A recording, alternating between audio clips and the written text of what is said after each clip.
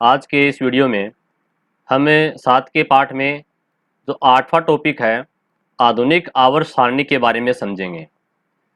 जैसा कि नाम से प्रकट हो रहा है, आधुनिक यानी कि वर्तमान में जो आवर्त सारणी तत्वों के लिए जो बनाई गई है और जो वर्तमान में जो चल रही है, जिससे अपन अध्ययन करेंगे। ठीक है, इस आधुनिक आवर्त सारणी के बारे में जानकारी प्राप्त करेंगे। जैसा कि आप जानते हैं, हमारा ये जो 7 का पाठ है, इसमें अपन को पहले अपन ने परमाणुओं के बारे में पढ़ा था। परमाणु सिद्धांत जो 4 वैज्ञानिकों के द्वारा दिए गए हैं अलग अलग। इसी प्रकार से तत्वों का जो आवर्ती वर्गीकरण है, जो पदार्थ हैं, तत्व हैं, जैसे hydrogen, helium, lithium, beryllium, carbon, nitrogen, oxygen, ये सारे तत्व हैं। ठीक है, इनको एक आवर्त सारणी में रखा गया है, एक टेबल बना करके गुणों की समानता और असमानता के आधार पर। ठीक है, इनका वर्गीकरण किया गया है। क्लियर? तो इसके लिए अपन ने पहले 3 वैज्ञानिकों के बारे में पहले पढ़ चुके हैं। तत्व के वर्गीकरण में हमने डोबेराइनर वैज्ञानिक हैं, उन्होंने डोबेराइनर का अतिरिक्त जो नियम है ये दिया था, इसके बारे में अपन पहले पढ़ चुके हैं। जैसा कि आप टेबल में यहाँ देख पा रहे हैं, ये रहा डोबेराइनर के अतिरिक्त। फिर उसके बाद में दूसरे जो वैज्ञानिक थे वो थे न्यूलैंड, उन्होंने अष्टक का नियम दिया। ठीक है, उसके बारे में भी अपन पहले वीडियो में पढ़ चुके हैं। और इससे पिछले वीडियो में हमने मेंडलीफ की जो आवर्त सारणी है उसके बारे में पढ़ा था। ठीक है, उसमें कुछ कमियां रह गई थी। इन कमियों को दूर करते हुए जो आधुनिक आवर्त सारणी है ये बनाई गई है। और आधुनिक आवर्त सारणी के जो जन्मदाता हैं, जन्मदाता बोल दीजिए या फिर निर्माता, वो है मोजले।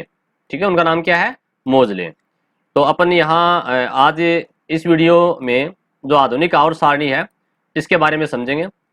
तो सबसे पहले तो आपको मैं दिखाना चाहूँगा कि आधुनिक आवर्त सारणी कैसी है। ये आप यहाँ देख पा रहे हैं, ये आधुनिक आवर्त सारणी का एक चित्र आपको दिखाई दे रहा है। ये रहा, देखिएगा, जो आपकी बुक में जो दिया गया है वो ये है। तो इसमें आपको यहाँ परमाणु दिख रहे हैं, जैसे हाइड्रोजन है, ठीक है ना, ये हीलियम रहा, ये lithium, beryllium, boron, carbon, nitrogen, oxygen. इस प्रकार से 118 जो तत्व हैं जिनकी खोज हो चुकी है। तो ये रहा 118 तत्व, लास्ट अंतिम ही रहा। ठीक है ना, यहाँ तक इसकी खोज हो चुकी है। तो इस प्रकार से हमें इन तत्वों का जो वर्गीकरण किया गया है, उनके क्या क्या गुण हैं, क्या क्या विशेषताएं हैं, जो कि आधुनिक आवर्त सारणी में है।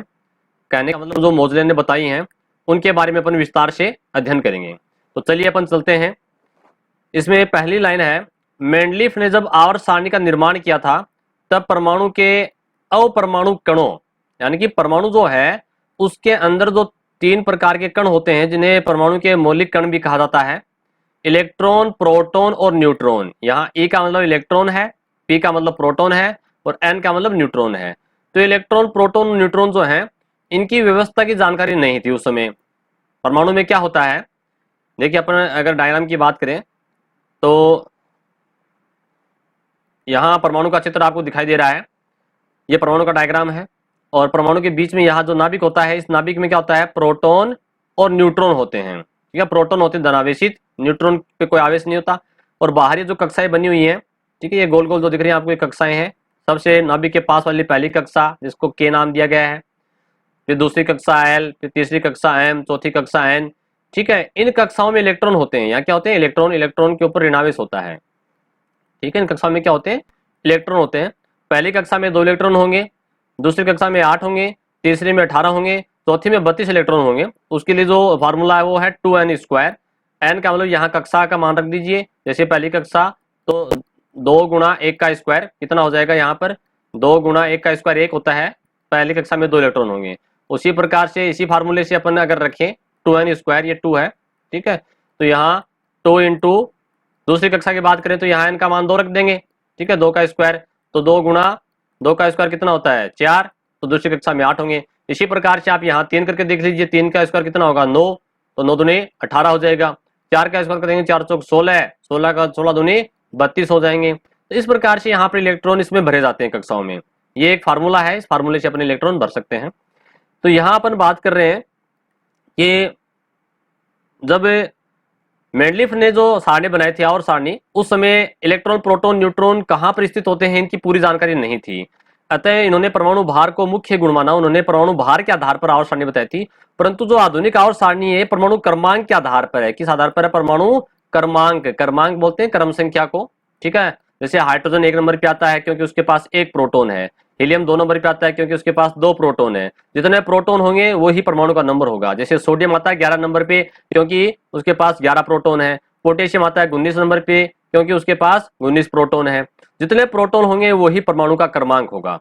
तो आपको यहाँ पर लगभग 1 से लेकर के 30 तक जो परमाणु है उनके क्रमांक याद करने हैं। ठीक है, 10वीं में आपके 30 तक आपको याद होने चाहिए। तो आगे देखते हैं इसमें क्या लिखा है। 20वीं सदी के प्रारंभ में इलेक्ट्रॉन, प्रोटॉन व न्यूट्रॉन की जानकारी के बाद सन 1913 में हेनरी मोजले, आप केवल मोजले याद रखिएगा, मोजले ने आवर्त सारणी को पुनः व्यवस्थित किया और आधुनिक आवर्त सारणी बनाई। ठीक है, जो कि अपन आगे किताब में पढ़ेंगे। तो यहां देखिएगा इलेक्ट्रॉन, प्रोटॉन और न्यूट्रॉन, इनकी खोज के लिए मैंने एक आपको शॉर्ट ट्रिक बताई थी, ईंट, पग और नाच। ठीक है, एक ट्रिक आपको बता रहा हूं याद करने के लिए। इलेक्ट्रॉन यानी कि ई का मतलब इलेक्ट्रॉन, इलेक्ट्रॉन की खोज की थी टी का मतलब थॉमसन ने, ना THOM, थॉमसन की स्पेलिंग टी से शुरू होती है। तो ई इलेक्ट्रॉन, टी का मतलब थॉमसन, पै का मतलब प्रोटॉन, गै का मतलब गोल्डस्टीन, गोल्डस्टीन नाम है। ना यानी कि न्यूट्रॉन। ठीक है, नया से न्यूट्रॉन याद कर लीजिए। मतलब चेंडविक, जेम्स चेंडविक पूरा नाम है, चेंडविक याद कर लीजिए आप। तो ये ईंट है, इलेक्ट्रॉन, थॉमसन, पै, गै, प्रोटॉन, गोल्डस्टीन, नाच है यानी कि न्यूट्रॉन और चेंडविक, ये वैज्ञानिकों के नाम है, आपको याद रखने हैं। और परमाणु में जो नाभिक होता है उस नाभिक की खोज की थी रदरफोर्ड ने। ठीक है, ये 4-5 बातें आपको याद रखनी है। अब अपन बात कर रहे हैं कि जब इनकी खोज हो गई थी तो उन्होंने पाया कि परमाणु भार की तुलना में परमाणु क्रमांक आवर्त सारणी में तत्वों को ज्यादा अच्छी तरीके से प्रदर्शित करते हैं। यानी कि इससे पिछले वाले जो सारणी थी, जो कि मेंडलीफ ने बनाई थी, वो तो आधारित थी परमाणु के भार के ऊपर। ठीक है, उसमें कुछ कमियां रह गई। और आधुनिक जो आवर्त सारणी जो मोजले ने बनाई है, मोजले ने जो बनाई है वो बनाई है परमाणु क्रमांक के आधार पर, क्रम संख्या के आधार पर।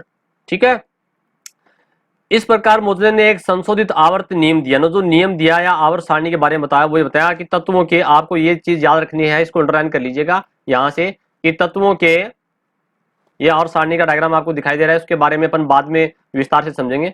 आवर्त सारणी के क्या लिखा था, तत्वों के भौतिक तथा रासायनिक गुण। देखो तत्वों में दोनों प्रकार के गुण होते हैं, भौतिक और रासायनिक। भौतिक गुणों में पदार्थ की अवस्था, जैसे ठोस, द्रव, गैस अवस्था, है ना, उसका गलनांक, क्वथनांक, ये सारी चीजें आ जाती हैं। और रासायनिक गुणधर्मों में किस प्रकार से वो विक्रियाएं करता है रासायनिक पदार्थों से, ठीक है, उसके बारे में अपन रासायनिक गुण उसे कहते हैं। तो उनके परमाणु क्रमांकों के आवर्ती फलन होते हैं। किसके आवर्ती फलन होते हैं, परमाणु क्रमांक, क्रमांक यानी क्रम संख्या, है ना। जैसे मैंने बताया सल्फर है वो 16 नंबर पे आता है क्योंकि उसके पास 16 प्रोटॉन है। क्लोरीन 17 नंबर पे आता है क्योंकि उसके पास 17 प्रोटॉन है। तो इस आधार पर उन्होंने परमाणु क्रमांकों के आधार पर आवर्त सारणी बनाई है और इसे आधुनिक आवर्त नियम कहते हैं। अब देखिए आगे इसमें क्या लिखा है,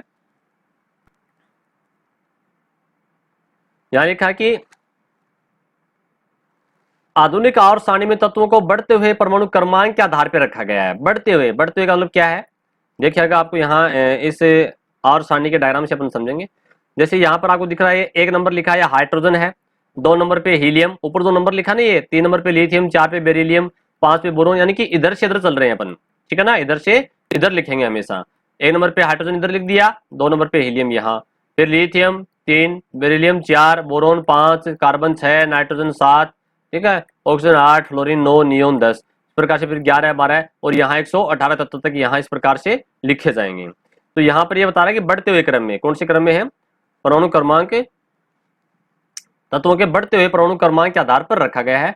उदासीन परमाणु में परमाणु क्रमांक, देखिएगा जितने भी परमाणु और सारणी में जो दिख रहे हैं वो सारे के सारे उदासीन है।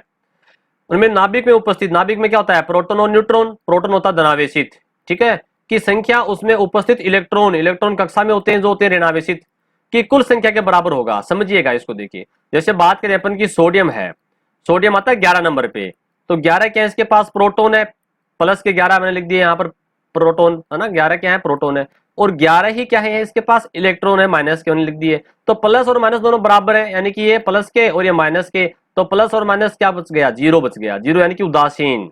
ठीक है, तो यहाँ पर सामान्य अवस्था में सोडियम क्या है, उदासीन परमाणु है, तो ये इसकी बात कर रहा है। अतः यह आवर्त सारणी स्वयं ही तत्वों के इलेक्ट्रॉनिक विन्यास का भी प्रतिनिधित्व करती है। इसको इलेक्ट्रॉनिक विन्यास कहते हैं कि अपन किस प्रकार से कौन सी कक्षा में कितने इलेक्ट्रॉन भरे जाएंगे। जैसे अभी बताया था मैंने, पहली कक्षा के अंदर जो है वो 2 इलेक्ट्रॉन आएंगे, दूसरी कक्षा में 8 इलेक्ट्रॉन, तीसरी कक्षा में अपने 18 इलेक्ट्रॉन, चौथी कक्षा में यहाँ पर 16 इलेक्ट्रॉन। तो ये किस प्रकार से भरे जाते हैं? जो कक्षाएं होती हैं परमाणु के चारों तरफ, जैसे नाभिक है, ठीक है ना, ये कक्षा, पहली कक्षा, दूसरी कक्षा, कक्षा के अंदर होते हैं अपने जो कक्षा है, जैसे के, एल, एन, पहली कक्षा की है। कक्षा में होते हैं अपने उपकोष, ठीक है, जैसे अपन कहते हैं कि एस ब्लॉक है ना, हिंदी में उसको, इंग्लिश में ब्लॉक कहते हैं, P block, D block, F block, 4 block हैं। एस ब्लॉक में 1 कक्षक होता है, पी ब्लॉक में 3 कक्षक होते हैं इस प्रकार से, डी ब्लॉक में 5 कक्षक होते हैं, यानी कि 5 अपन कॉलम बना देंगे इस प्रकार से, और एफ ब्लॉक में अपने 7 कक्षक होते हैं। और प्रत्येक कक्षक में 2 इलेक्ट्रॉन आएंगे, 1 इलेक्ट्रॉन सीधा, 1 उल्टा, 1 सीधा, 1 उल्टा, 1 सीधा, 1 उल्टा, ऐसे भरे जाते हैं। ये इनका भरने का क्रम जो है वो ही इलेक्ट्रॉनिक विन्यास कहलाता है, ठीक है। आवर्त सारणी का यह रूप बहुत ही सरल व मेंडलीफ की आवर्त सारणी की तुलना में ज्यादा विस्तृत है। इसे आवर्त सारणी का दीर्घ या लंबा रूप भी कहा जाता है, क्योंकि आवर्त सारणी जो बनाई थी मेंडलीफ ने, उसको बड़े रूप में मोजले ने प्रस्तुत किया, जो कि आधुनिक आवर्त सारणी है। अब ये आवर्त सारणी की कुछ बातें बताएगा जो आके आपको याद करनी है। इस आवर्त सारणी में 36 पंक्तियां कौन सी होती हैं? जो इधर ऐसे चल रही है, ये 36 है ये वाली, ठीक है ना, ये चीज है। और ये जो खड़ी लाइनें हैं वो क्या है? ऊर्ध्वाधर, ठीक। देखते अपन डायग्राम में, देखो ये रहा, ये 36 है इधर वाली है ना, ये इनकी बात कर रहा है 36, ये क्लियर। और जो ऊपर से नीचे आ रहे हैं ये ऊर्ध्वाधर पंक्तियां हैं, ये क्या है? ऊर्ध्वाधर पंक्तियां, क्लियर। आगे देखते हैं, 36 पंक्तियां तो क्या कहलाती हैं? आवर्त कहलाती हैं, ठीक है। और ऊर्ध्वाधर जो है स्तंभ, उन्हें वृक्क कहते हैं। बिल्कुल याद रखिएगा, तो 36 है ऐसे चल रही है वो तो क्या है? आवर्त, ठीक है। और जो ऊपर से नीचे लाइन आ रही है, जो ऊर्ध्वाधर है, उन्हें कहते हैं वृक्क। वर्गों की संख्या 18 है और आवर्तों की संख्या 1 से 7 है। देखते हैं इसको कहाँ है, ये दिख रहे हैं आपको, ऊपर से नीचे आ रहे हैं ये, ठीक। ये क्या है? वर्ग है। वर्ग कितने हैं? ये रहा पहला वर्ग और ये रहा 18वां वर्ग, ठीक है। पहला वर्ग, दूसरा वर्ग, तीसरा, चौथा, पांचवा, ये आपको नंबरिंग लिखी हुई है, 16, 17 और 18 वर्ग तो 18 है। और आवर्त इधर से इधर चल रही है, कितने? ये 7 है, देखिएगा 3, 4, 5, 6 और 7 आवर्त है, ठीक है। आगे देखो क्या बता रहा है, आवर्त मुख्य रूप से ऊर्जा स्तर बोल दीजिए, कक्षा बोल दीजिए, परमाणु जो कक्षा है ना, कैसे है अभी अपन थोड़ी देर पहले देखा था, देखिएगा ये रहे ऊर्जा स्तर है ना, ये कक्षा ही है, ये पहली कक्षा, ये दूसरी कक्षा, ये तीसरी कक्षा, ये चौथी कक्षा, इन्हें ऊर्जा स्तर भी कहते हैं। एक ही बात है, ऊर्जा स्तर बोल दीजिए, कक्षा बोल दीजिए। इनको एन से निरूपित करते हैं, है ना, एन लिखते हैं उसकी जगह। प्रथम आवर्त में 2 तत्व होते हैं, देखिएगा प्रथम आवर्त में 2 तत्वों की बात कर रहा है, आवर्त सारणी को देखना पड़ेगा। ये रहा, ये पहला आवर्त है ना, इधर से इधर, ठीक है। एक तो हाइड्रोजन हो गया और दूसरा ये हीलियम हो गया। 2 है ना पहले आवर्त में, 2 है। दूसरे में कितने? 1, 2 और ये 3, 4, 5, 6, 7, 8, दूसरे में 8 है, ठीक है। तीसरे में भी 8 ही है, आप काउंटिंग कीजिएगा। ये यही बातें बता रहा है। तो देखो क्या लिखा है इसमें, प्रथम तत्व में, प्रथम आवर्त में तो 2 तत्व हैं, इसे अति लघु आवर्त कहते हैं। क्या कहते हैं इसको? अति लघु आवर्त। किसको? प्रथम आवर्त को। आगे लिखा द्वितीय तथा तृतीय आवर्त में 8 तत्व हैं, अभी दिखाया था मैंने आपको, ये रहा दूसरा, ये रहा तीसरा, है ना, इन दोनों में 8 तत्व हैं। तो इन्हें क्या कहते हैं? देखिएगा इनका भी नाम है, 8 तत्व होते हैं, इन्हें लघु आवर्त कहते हैं, ठीक है। पहले को तो क्या कहते हैं? अति लघु, दूसरे वाले को, दूसरे और तीसरे को क्या कहते हैं? लघु आवर्त। चतुर्थ और पंचम आवर्त में डी कक्षक भी सम्मिलित हो जाते हैं, यानी चौथे और पांचवे में। इन दोनों आवर्तों में 18 तत्व होते हैं, इन्हें दीर्घ आवर्त कहेंगे। इन्हें क्या कहेंगे? दीर्घ आवर्त। अब देखेंगे 18 कैसे हैं और डी कक्षक क्या है। आप देखिएगा सारणी को ध्यान से देखिएगा, ये जो पहला वर्ग और दूसरा वर्ग है ये तो कहलाता है एस ब्लॉक, और यहाँ 13 से लेकर के 18 तक ये होता है पी ब्लॉक, और ये इधर जो बीच में बच गए आपके 3 से लेकर के 12 तक ये होता है डी ब्लॉक, और जो नीचे इधर दिख रहे हैं आपको ये है एफ ब्लॉक, ठीक है। तो यहाँ अपन इनकी बात कर रहे हैं, तो आप याद रखिएगा ये एस ब्लॉक के तत्व में कौन कौन थे? पहला वर्ग और दूसरा वर्ग, ठीक है। और 3 से लेकर के 12 तक ये डी है, और यहाँ पर ये 13 से 18 तक पी ब्लॉक। तो S block, P block, D block और एफ ब्लॉक 4 ब्लॉक है। तो यहाँ पर ये बात कर रहा है चौथे और पांचवे की, ठीक है, जो कि दीर्घ आवर्त कहलाते हैं, और इनमें डी ब्लॉक भी शामिल हो जाता है। अपने यहाँ पर जो आपकी जो पाठ्य पुस्तक का जो आवर्त सारणी है, देखिएगा इसमें लिखा, ये रखा डी ब्लॉक एलिमेंट, ये एस ब्लॉक वाले हैं, ये पी ब्लॉक आपको दिखाई दे रहा है, आप किताब में देख सकते हो आसानी से। तो यहाँ इन्हीं की बात कर रहा है। चलिए आगे देखते हैं आगे क्या लिखा है। चतुर्थ और पंचम में डी कक्षक भी शामिल हो जाता है। इन दोनों आवर्तों में 18 तत्व होते हैं, आप गिन सकते हो 18 तत्व हैं। इन्हें दीर्घ आवर्त कहते हैं। क्या कहते हैं इनको? दीर्घ आवर्त कहते हैं। छठे एवं सातवें आवर्त में एफ ब्लॉक भी, अब छठे व सातवें आवर्त की बात कर रहा है, इनमें एफ कक्षक भी प्रारंभ हो जाता है, और इनमें 32 तत्व होते हैं, अति दीर्घ आवर्त, बहुत बड़े आवर्त कहते हैं, ठीक है। अब देखिए इनको देखते हैं अपन कहाँ लिखा है, ये रहा छठा और सातवां। ठीक, इसमें दो तो आपको यहाँ दिखाई दे रहे हैं, तीन ये रहे है ना, तीन तीन इधर है। और यहाँ देखिएगा फिर यहाँ से आगे ये जो एल लिखा है ना, एल ए, यहाँ से लेकर के यहाँ फिर आगे शुरू हो गया। ठीक है, देखो इसको अपन यहाँ देखें, इसमें देखिएगा आप, ये लेंथ हम लिखा है ना, ये नंबर कितना 57 नंबर पे आता है। फिर 58 से लेकर के 71 तक यहाँ हो गया, फिर 72 से शुरू होता है यहाँ पर आगे। ठीक है, यानी कि 57 से आगे यहाँ से शुरू हो जाएगा, 58 से लेकर के 71 तक। ठीक है ना, ऐप ब्लॉक के हैं। उसी प्रकार से नीचे देखो यहाँ 89 लिखा है, 89 के आगे 90 यहाँ से शुरू हो जाएगा, और 90 से 103 तक यहाँ आएगा, उसके बाद में 104 से यहाँ शुरू हो जाएगा। तो यहाँ पर ये पूरे जो है यहाँ से लेकर के, ठीक है ना, 87 से लेकर के 118 तक। इसी प्रकार से यहाँ पर ये 55 से लेकर के और यहाँ ये 86 तक, इनकी बात कर रहा है। तो क्या क्या बता रहा है इसमें, 32 तत्व होते हैं, आप गिन सकते हो इनको, आप किताब में ध्यान से गिनेगा, इनके 32 तत्व हैं और इन्हें अति दीर्घ आवर्त करते हैं, बहुत बड़े होते हैं।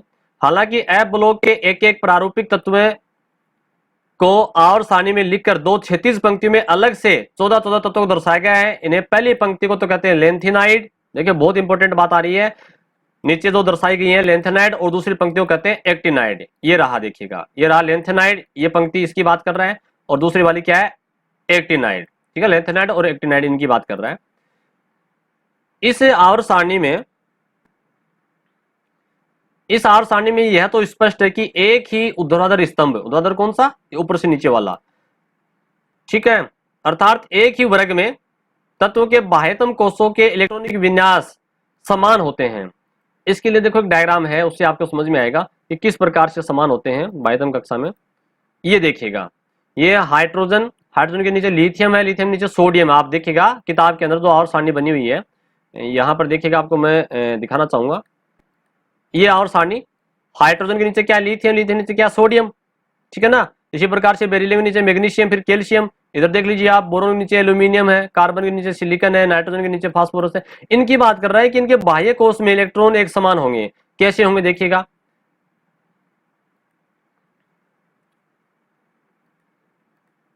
ये देखिए, हाइड्रोजन के पास क्योंकि हाइड्रोजन एक नंबर पे आता है तो एक इलेक्ट्रॉन है, बीच में तो नाभिक, ये बीच में नाभिक है ये, ठीक है, और ये बाहर जो कक्षा है इसमें ये इलेक्ट्रॉन है, ये इलेक्ट्रॉन हो गया।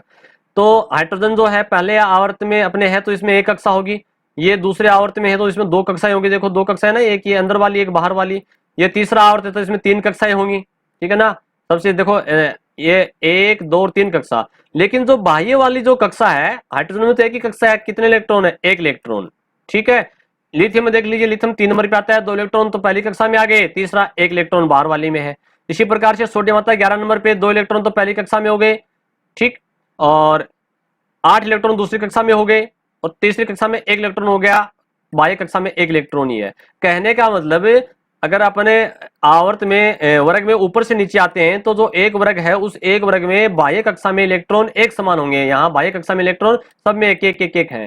क्लियर, यहाँ देखिएगा, इसमें अपन ऊपर से नीचे आते हैं तो बाह्य कक्षा में इसमें 2 इलेक्ट्रॉन है, इसमें भी बाह्य कक्षा में 2 इलेक्ट्रॉन है, बोरोन में बाह्य कक्षा में 3 इलेक्ट्रॉन है, इसमें 3 इलेक्ट्रॉन है एल्यूमिनियम के अंदर, और हीलियम में बाह्य कक्षा में 2 इलेक्ट्रॉन है। ठीक है ना, यानी कि कक्षा पूरी भरी हुई है। ठीक है, यहाँ थोड़ा जो बात है वो इस प्रकार से कक्षा पूरी भरी हुई है, इसमें दूसरी कक्षा पूरी भरी हुई है, और इसमें तीसरी कक्षा पूरी भरी हुई है। ठीक है, ये 18वें जो वर्ग है, 18वें वर्ग की बात कर रहा है, ये 18वें वर्ग में ऐसा होता है। तो आपके मेरे ख्याल से समझ में आ गया होगा, ये जो सेंटेंस है वो ये है कि एक ही वर्ग में इन सभी तत्वों के संयोजकता इलेक्ट्रॉनों की संख्या अर्थात बाह्यतम, बाह्य जो कक्षा ना, कोष, कोष बोल दीजिए, कक्षा बोल दीजिए, या ऊर्जा स्तर बोल दीजिए, एक ही बात है, में उपस्थित इलेक्ट्रॉन की संख्या समान होती है। अभी मैंने बताया पहले कोष में पहली जो पहला वर्ग है उसके अंदर बाह्य कक्षा में एक एक इलेक्ट्रॉन है। ठीक है, दूसरे कक्ष में दो दो इलेक्ट्रॉन है। 18वें वर्ग के अंदर सब पूरी कक्षा भरी हुई है, ये इसकी बात कर रहा है। इसी वर्ग में ऊपर से नीचे जाने पर केवल कोषों की संख्या बढ़ती है। देखिए बहुत इंपॉर्टेंट बात है, ऊपर से नीचे आते हैं तो केवल क्या बढ़ते हैं, कोष बढ़ते हैं। कैसे, ये रहा देखो, पहला कोष, इसमें एक कोष है, ऊपर से नीचे आते हैं तब इसमें 2 कोष हो गए, फिर ऊपर से नीचे आएंगे 3 हो जाएंगे, और आगे वाले में फिर 4 हो जाएंगे, इस प्रकार से। ठीक है ना, तो उससे नीचे वाले में 5 हो जाएंगे, जो जो नीचे आएंगे कोष की संख्या बढ़ती जाएगी। बाह्यतम कोष में भरे गए अंतिम इलेक्ट्रॉन के आधार पर इन तत्वों के 4 ब्लॉकों में वर्गीकृत किया गया है। यानी कि सबसे बाहर वाला जो है इलेक्ट्रॉन आता है उसके आधार पर इनको वर्गीकृत किया गया है। कैसे, जैसे मान लीजिए इसको अपन कहते हैं कि ये बाह्य जो इलेक्ट्रॉन है वो कौन से, एस, पी, डी और एफ। ठीक है, तो यहां पर ये 4 इसमें एस पी डी और एफ, ये जो 4 ब्लॉक हैं, तो इनमें ये इनकी बात कर रहा है कि ये देखिएगा ये तो एस वाले हैं, ये और ये, ठीक है ना। इधर ये पी वाले हैं, डी वाले यहाँ इसमें नहीं दिखाए गए हैं आपको। तो बाह्यतम कोष में एस वाले क्यों है? क्योंकि इसमें जो एस में 2 इलेक्ट्रॉन आते हैं, तो देखिए 2 इलेक्ट्रॉन आ रहे हैं इसमें, एक इलेक्ट्रॉन, और इसमें 2 इलेक्ट्रॉन 2 इलेक्ट्रॉन, ये दोनों कौन से में है? एस में, ठीक है। और ये इधर वाले 2 बच गए सारे, कितने हैं? ये पी में है, पी में 6 इलेक्ट्रॉन आते हैं। कितने आते हैं? पी में 6 इलेक्ट्रॉन आते हैं। तो देखिएगा यहाँ पे इसमें 3 इलेक्ट्रॉन है, ठीक है, जिसमें 4 हैं, सॉरी बाहर वाले में 4 हैं, फिर ये इसमें ये 5 हो गए, फिर इसमें ये 6 हो गए, ठीक है। काउंटिंग कीजिएगा आप, 1 2 3 4 5 और 6। फिर यहाँ कितने हो गए? बाहर वाले में 1 2 3 4 5 6 और 7 हो गए। फिर इसमें कितने हो गए? ये 8 हो गए। दूसरी कक्षा में 8 इलेक्ट्रॉन आते हैं ना, लेकिन ये दूसरे में होता क्या देखिएगा। इसको समझने के लिए आपको बता दूं मैं एक, आपको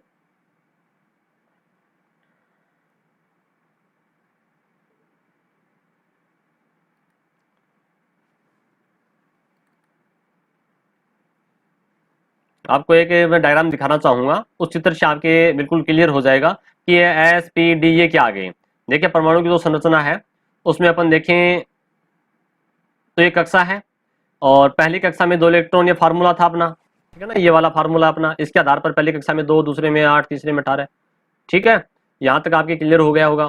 फिर प्रत्येक कक्षा में उपकोष होते हैं, ब्लॉक होते हैं, ठीक है ना, S block, P block, D block और एफ ब्लॉक। और ये जो ब्लॉक होते हैं इनके अंदर इलेक्ट्रॉन जो आते हैं वो किस प्रकार से आते हैं? यहाँ पर देखिए हाइड्रोजन का इलेक्ट्रॉनिक विन्यास 1s2, फिर यहाँ पर कार्बन का ये हो गया, कुछ इलेक्ट्रॉनिक विन्यास आपको यहाँ पर दिखाए गए हैं जो कि आपने 9th क्लास में पढ़े थे। तो इस प्रकार से इलेक्ट्रॉन जो है ये इसमें भरे जाते हैं। और फिर अपन इसकी बात करें, जैसे मान लीजिए एस ब्लॉक, एस में जो ब्लॉक है उसमें 2 इलेक्ट्रॉन आएंगे, ठीक है, एक कक्षक होता है। पी ब्लॉक में 3 इलेक्ट्रॉन आएंगे, ठीक है। डी ब्लॉक में, सॉरी पी ब्लॉक में 3, एस ब्लॉक में एक कक्षक है, पी के अंदर जो है ये 3 कक्षक है ना, 1 2 3 बॉक्स हो गए ना, और डी वाले के अंदर 5 है, तो 10 इलेक्ट्रॉन आ जाएंगे। क्यों? क्योंकि यहाँ पर एक कक्षक में ये एक बॉक्स है ना, इस बॉक्स को बोलते हैं कक्षक, इसमें 2 इलेक्ट्रॉन आते हैं, एक सीधा एक उल्टा। पहले एक सीधा भरा जाएगा, एक सीधा एक सीधा, और इसमें एक उल्टा एक उल्टा एक उल्टा, इसको विपरीत चक्रण कहते हैं, विपरीत चक्रण। तो यहाँ पर एस में 2 इलेक्ट्रॉन आ गए, पी में 6 इलेक्ट्रॉन आ गए, डी में 10 इलेक्ट्रॉन आ जाएंगे, और एफ में 14 इलेक्ट्रॉन आएंगे। एफ वाले में कितने होते हैं? कॉलम 7 कॉलम, यानी कि 7 कक्षक होते हैं। इस प्रकार से एक एक में 2 आएंगे, 14 इलेक्ट्रॉन होंगे। तो ये इन्हीं की बात कर रहा है कि बाह्य कोष में भरे गए अंतिम इलेक्ट्रॉन के आधार पर इन तत्वों के 4 ब्लॉकों में वर्गीकृत किया गया है, ठीक है। एस पी डी एफ की बात कर रहा है। वर्ग 1 व 2 को एस ब्लॉक के तत्व कहा जाता है। देखिएगा डायग्राम में आपको दिखाई देगा, यहाँ पर ये रहा, 1 और 2 को एस ब्लॉक के तत्व कहते हैं, और 13 से 18 को पी ब्लॉक, ठीक है ना, और 3 से 12 को डी ब्लॉक, और जो नीचे वाले हैं ये एफ ब्लॉक। तो ये इन्हीं की बात कर रहा है। देखते हैं, देखो क्या लिखा है, यहाँ लिखा है वर्ग 1 व 2 को एस ब्लॉक, 13 से 18 को पी ब्लॉक, ठीक है, और 3 से 12 को डी ब्लॉक, तथा नीचे के दोनों क्षैतिज पंक्तियों में एफ ब्लॉक के तत्व कहा जाता है। क्षैतिज पंक्तियों में पहली पंक्ति के तत्व एफ श्रेणी लेंथम के बाद आते हैं। देखो यहाँ पर ये 4F श्रेणी लिखा ना, इसमें लेंथनम जो है एक परमाणु है, एक तत्व है, उसके बाद आते हैं, इसलिए इनको लेंथेनाइड कहते हैं। कैसे? सारणी में देखिएगा आप, ये रहा यहाँ पर एले लेंथम है ना, लेंथम के बाद आते हैं ये तो ये लेंथेनाइड कहलाएंगे, ठीक है। इसी प्रकार से आगे देखिएगा, इसमें लिखा है दूसरी पंक्ति जो 5F श्रेणी है उसमें एक्टिनियम के बाद आते हैं, एक्टिनॉइड कहते हैं। एक्टिनियम के बाद आने वाले क्या कहलाएंगे? एक्टिनॉइड कहलाएंगे। कैसे? ये रहा देखो यहाँ पर एसी लिखा ना एक्टिनॉइड, तो ये एक्टिनॉइड हो गया। एक्टिनियम के बाद आते हैं तो एक्टिनॉइड कहलाएंगे, ये सारे के सारे तत्व है। तो इस प्रकार से इनको अपन नाम देते हैं। आगे लिखा है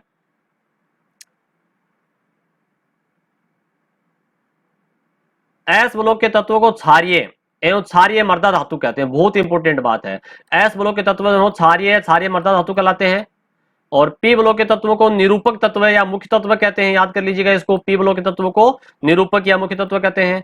डी ब्लॉक के तत्व को संक्रमण तत्व, डी ब्लॉक के तत्व को संक्रमण तत्व कहा जाता है, और एफ ब्लॉक के तत्व को अंतः संक्रमण तत्व कहा जाता है।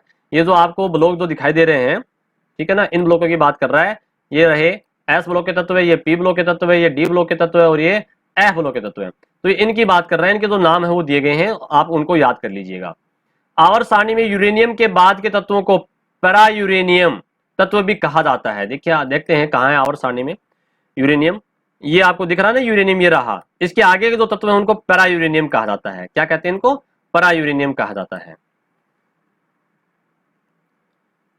इस प्रकार इस आवर्त सारणी में बाएं और विद्युत धनी तत्व है, विद्युत धनी धात्विक तत्व है। जो बाईं ओर जो है ना सारणी के अंदर, देखिए सारणी में ये वाले, ये वाले, ये बाईं तरफ है, ये सारे के सारे यहां से यहां तक ये वाले, ये धनावेशित होते हैं और ये धातु होती हैं, ठीक है ना। और इधर वाले जो आपको अलग कलर में दिख रहे हैं, देखो ये जो हरे कलर के थे आपको, ये तो क्या है? धातुएं हैं, ठीक है, धनावेशित होते हैं। और इधर जो दिख रहे हैं ये आपको, ये क्या है पीले रंग में? ये अधातुएं हैं। और यहाँ धातु और धातु के बीच में जो दिख रही है आपको लाइन, ये ठीक है ना, लाइन देखो इस प्रकार से लाइन आ रही है, ये वाली, इसकी बात कर रहा है ये, ठीक है। ये उपधातुएं होती हैं। ये क्या होती है? बोरोन है, सिलिकॉन है, एस है, टी है ना, एटी है, ये 7 उपधातुएं हैं। आपको अगर साफ और दिखाए, इसमें देखिएगा आपको बिल्कुल साफ दिख रही है। ये जो आपको पिंक कलर में दिख रही है ना, बोरोन, सिलिकॉन है ना, जर्बेनियम, एस, एस, बी, टी, ई, पी, ओ, ये 7 है। कितनी है संख्या में? 7 है, आप काउंट कर लीजिएगा। ये 7 उपधातुएं होती हैं। ग्रीन कलर में मेटल्स, धातु, ठीक है ना। और ये यहाँ पर नॉन मेटल है, अधातु। और यहाँ पर ये जो बीच में दिख रही है आपको 7, ये उपधातुएं हैं, इनकी बात कर रहा है। तो क्या लिखा है इसमें? जो बाएं तरफ होती है वो तो धात्विक होती है और विद्युत धनी यानी कि धनावेशित होती है, पॉजिटिव वाली होती है। दाहिनी तरफ जो होती है ऋणावेशित होती है, माइनस वाली होती है और अधातु तत्व आ जाते हैं। यहाँ लिखा है बोरोन, ठीक है ना, सिलिकॉन, एस, टी, एटी के नीचे खींची गई टेढ़ी मेढ़ी रिशिडी नुमा रेखा धातु और अधातु की सीमा बनाती है। इन तत्वों को उपधातु कहा जाता है। ये टेढ़ी मेढ़ी रेखा जो खींच रखी है ना, ये इनकी बात कर रहा है, इसकी, ठीक है ना, इसकी बात कर रहा है। तो यहाँ पर आप आपकी जो पाठ्य पुस्तक में जो सारणी है उसमें भी देख सकते हो। यहाँ देखो ये काले रंग की ये लाइन खींची हुई है, ये टेढ़ी मेढ़ी, ये इसकी बात कर रहा है। तो ये इसमें उपधातुएं हैं, ये 7 होती हैं संख्या में।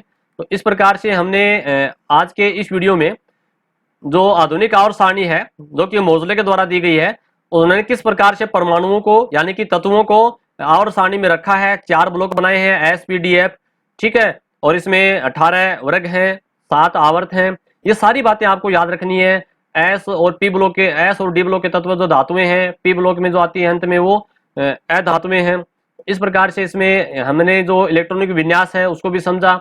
और इसके लिए आप अलग से भी अपने जो इलेक्ट्रॉनिक विन्यास जो है उसको समझाने के लिए एक वीडियो अलग से डाल रखा है, चैनल में आप देख सकते हो।